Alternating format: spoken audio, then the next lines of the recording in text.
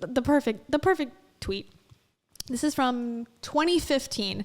So this is maybe the first time that Jen and Rachel had any interaction. And it's from September 19th, 2015. Rachel says, Jen Hatmaker tweeted at me equals pee my pants. I can't believe I don't have a pee my pants soundbite yet. This will have to suffice, I guess. She cleans the toilets.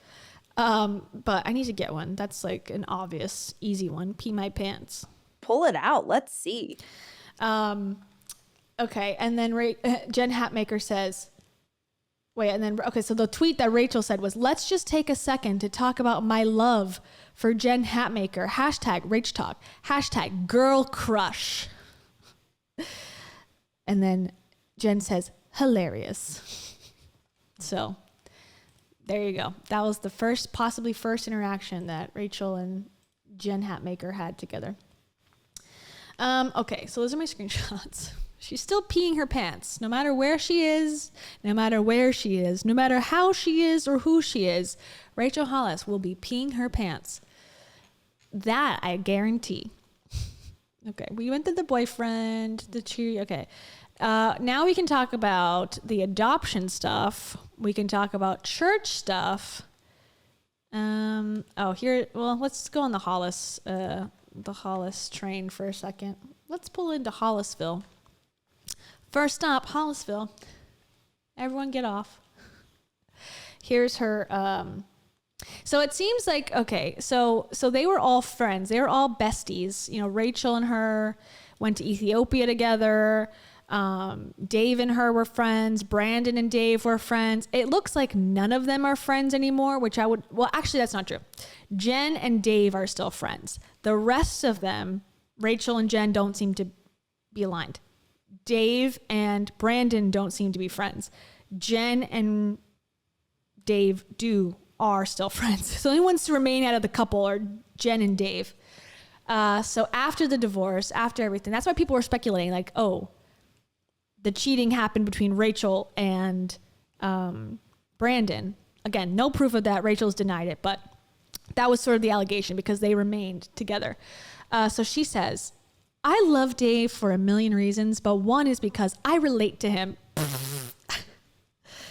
Oh, we all know why that was said. I think very much on purpose. I want to be relatable. And like this review is from, I believe, if I'm not mistaken, this is from the second book, not the first. I'll have to double check. I love Dave for a million reasons, but one is because I relate to him. I get the impulse to side-eye the whole personal development movement from a comfy perch on my couch like a sideline critic. Not that I'm a part of it or am benefiting in many ways, and I'm definitely a self-help person in my own right, but okay, yeah, she's very skeptical, just like Dave. So his straightforward, funny advice on how to get out of that self-defeating rut hits me right between the eyes. Okay, so maybe this was before. Maybe this was his first book. I don't know. Not sure. Unsure, because it was on his website as if it was for Built Through Courage. But surprisingly, I've never read Get Out of Your Own Way by Dave Hollis. I know. I can't believe it either.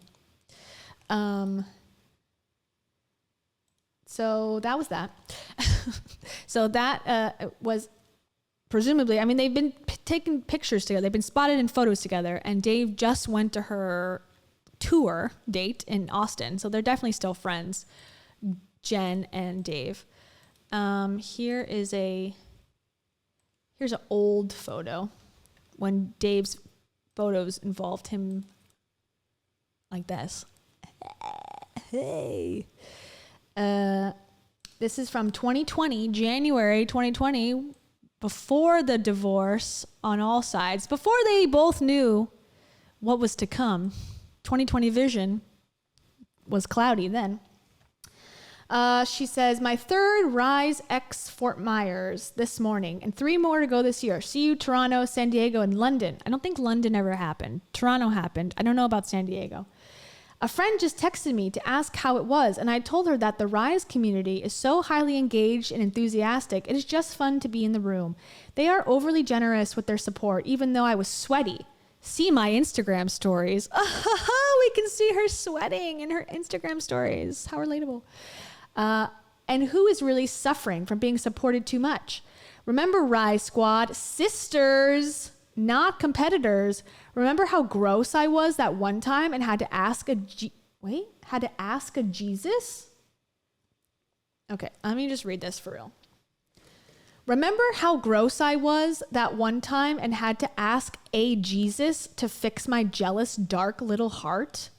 Bang the drum for each other, cheer one another on, celebrate each other's success, help support, promote, invest in other women, bust that ceiling down together. I believe in you so much. Much love to my brother in arms, Dave Hollis, and to my friend who gave me the most heartfelt, tender introduction this morning about that one time we were together in Ethiopia on yet another 6-hour van ride. The girl born on this very day 37 years ago, Rachel Hollis. Thank you for trusting me with your community, for trusting my daughter with your offspring, for trusting my daughter with your offspring, I guess a babysitter, and for wearing house shoes to friend dinner. May the next 3 days be full of life. Okay. So call a Jesus to fix my heart. Any Jesus will do. I don't get it. Like I said, I'm not religious, so maybe it's something out of my repertoire. And then, okay, this is from 2019. And I just kept it because it's so just the generic self-help that comes out of Dave Hollis is so hilarious. Like no matter what time, no matter what he's saying, it always sounds the same cadence, same unmeaningful words thrown together. Here we go. Get your word salad emojis ready. One of the favorite practices that we do during the Christmas break between Christmas and that first week of New Year's is a full calendar audit. And what's interesting is, like, I was not a person who was religious about this, and Rachel has been crazy about it forever and ever. And now that she's been crazy and I've seen the fruit of my diving into it, I look forward to it. All right. So like we go through this exercise of what did we actually fill our day with and what brought us happiness, brought us joy. When we look at the things that we said yes to that were effective and efficient, the question ends up being in 2020, how can you? This practice, whatever, I'm done hearing his voice. This practice that Rachel talked about it recently-ish. Like she's like, I go and I use a yellow highlighter to show things that are good for me. And then I use a green highlighter to show things that make me money. And then I use a red highlighter to show the meetings I have with the devil. I was kidding.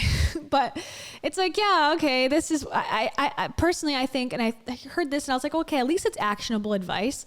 And maybe it is, but if I'm going to be super hypercritical, which I always am about them, it also is like, just fucking move forward. How about you just think about it collectively and go, you know what? I think I need to work on, prioritizing my mental health. Do I need to go through every single activity I completed last year and analyze it and go, bad, I spend too much time on the computer? Like maybe you should just kind of accept that and go, yeah, I think I spent too much time and move forward. Do I have to go through every appointment and analyze? I don't know. Do that if you want, but it just seems like a little anal to me, like a little bit too much for me as a practice, as a regular year practice. Like I'm going to go back to January and be like, you know what? I really wasted my time talking to my friend for 10 minutes. Okay, here's a mention of her. Here's a Rachel Hollis mention. Basically, I just found some like interesting mentions between the two of them. Jen, this is from 2018. You loved her on my podcast. Time to love her even more because my friend, The Cheek Site by Rachel Hollis, just released her new book. Girl, wash your face. Stop believing the lies about who you are so you can become who you were meant to be. That's what the tagline is. Oh my God, I guess I knew that since it's right here. Stop believing the lies about who you are so you can become who you were meant to be. I didn't realize Dave was literally taking that directly from the Girl Wash Your Face cover. Who were you before you were who you were meant to be, before you were who you are now, before you were who you were before you were who you are becoming? Anyways, okay.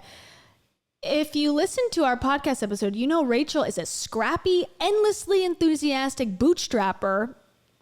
Okay, Disney executive wife. Okay. And she's here to cheer you all the way on. She tells the full truth, and I swear you will walk away inspired, entertained, and weirdly motivated to seize the day. Proud of her. She's a good egg. Plus, she dedicated the book to me. Didn't tell me. And when I read it, I cried. Pretty sure Brandon Hatmaker hasn't even dedicated a book to me. Foreshadowing? Foreshadowing much? No, that's mean. Sorry. I crossed the line.